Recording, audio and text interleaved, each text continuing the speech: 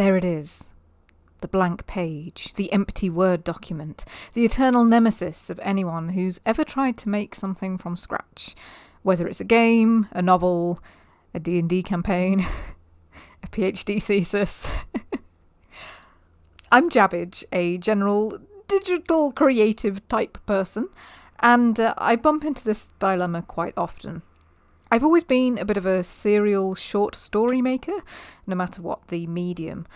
For years, I made webcomics that were usually around 50 to 150 pages each. I'd be on a new one every couple of years, but you could read them in one cozy evening, wrapped up in a blanket with a cat on your lap, sipping tea or something. I think short form work just suits me. I really like diving into new settings and meeting new characters, and I guess I've made peace with the idea that I'm not really wired for sprawling Tolkien-esque epics. But there is a trade-off. Every few years, it means I'm back at square one, staring down that blank page and wondering how to begin again. This time around, that blank page feels especially daunting. I've recently wrapped up The Beekeeper's Picnic, a point-and-click adventure, and one of the most ambitious things I've ever made. It involved a lot of firsts. It was the first time I got to hear my own writing voiced by professional actors. They were wonderful years, weren't they? So good. It was also my first project to get wider recognition. Press coverage, a Wikipedia page, some genuinely really lovely reviews calling it things like deeply beautiful and wise, which I'm still processing. So why does that kind of success make it harder to start something new? I think it's partially because I'd spent years building up something large and elaborate, and now I'm back to zero, and it's easy to forget that back in the summer of 2022, The Beekeeper's Picnic was just me noodling around. It was wobbly and weird and had no expectations of itself, and it took a long time to build up the complexity that I ended up with.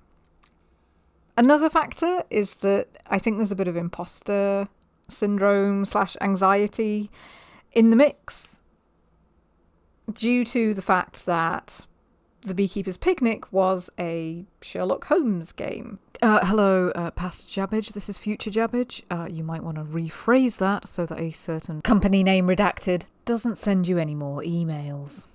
It had Sherlock Holmes in it, and I'm aware that most people maybe, I don't know, checked it out because it had this character in who they knew, or that was kind of the hook.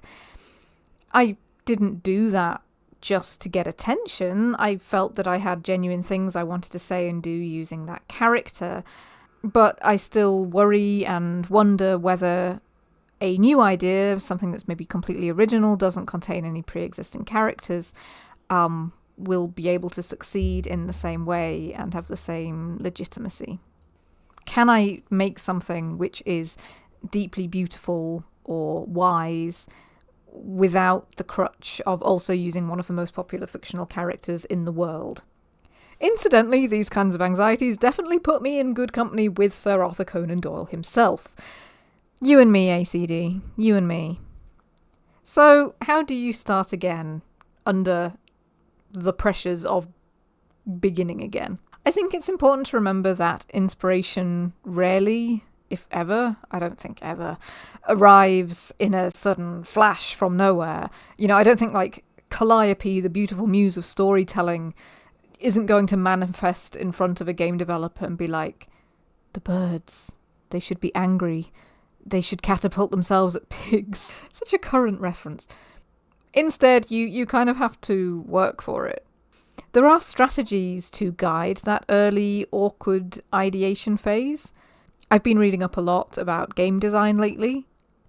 I really love Richard Lemanchard's book, The Playful Production Process, and he talks about this idea of masterpiece syndrome, this temptation of kind of dreaming big before you've built a foundation.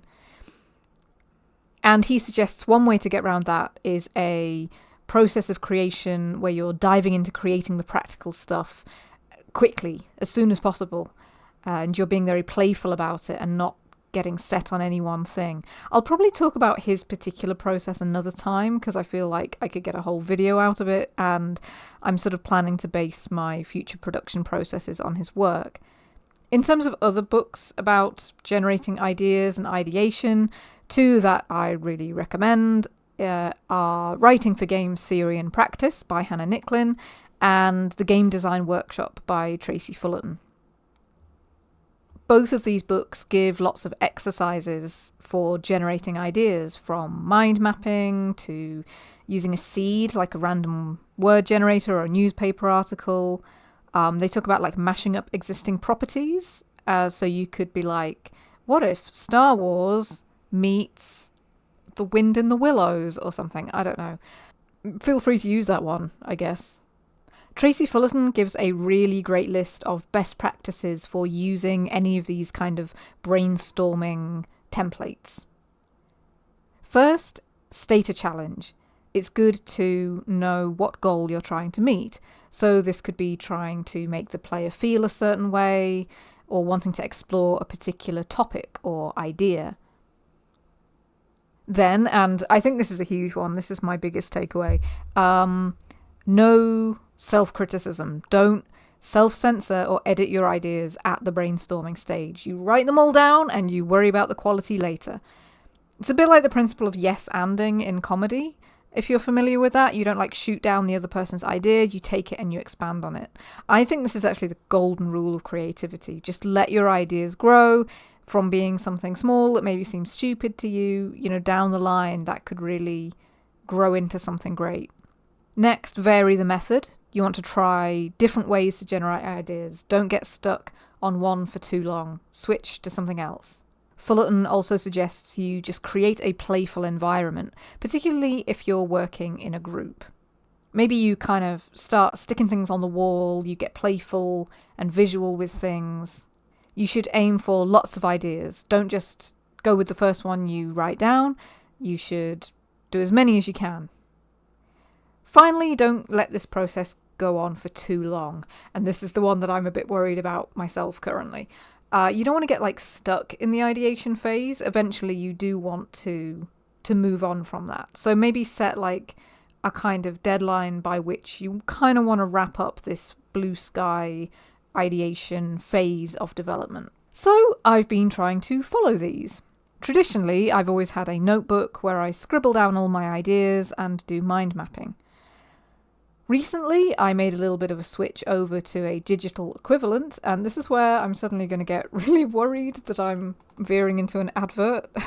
This is not sponsored. But I've been using Millernote, which is a kind of visual organizational board application with a creative focus.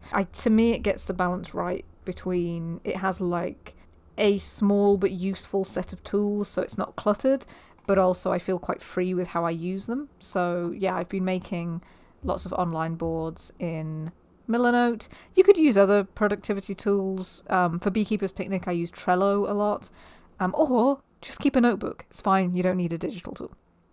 So, do I have any ideas I can share based on what I'm working on? I mean, I think a lot of my places to start has been thinking what would be most fun for me to create. So one of my favourite parts of the Beekeeper's Picnic was the comedy of errors element to it. You had Holmes in disguise, pretending to be a mystery writer he's never heard of. There was lots of sneaking around and delightful nonsense. So I kind of want to keep something with that kind of energy to it. I'm kind of hankering to do a proper mystery. So the joke with Beekeeper's Picnic was that all of the mysteries were comically understated things for Sherlock Holmes to be dealing with. So it was missing cats, or someone trying to make a quick buck from a fake sideshow exhibit, or an author has not showed up to open the village fete.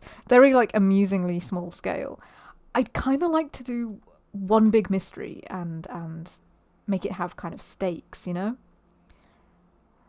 I've been returning to ideas from 2020 when I was trying to get a middle grade graphic novel off the ground, and There are some ideas that I developed as part of that, which I think I'd like to return to and adapt.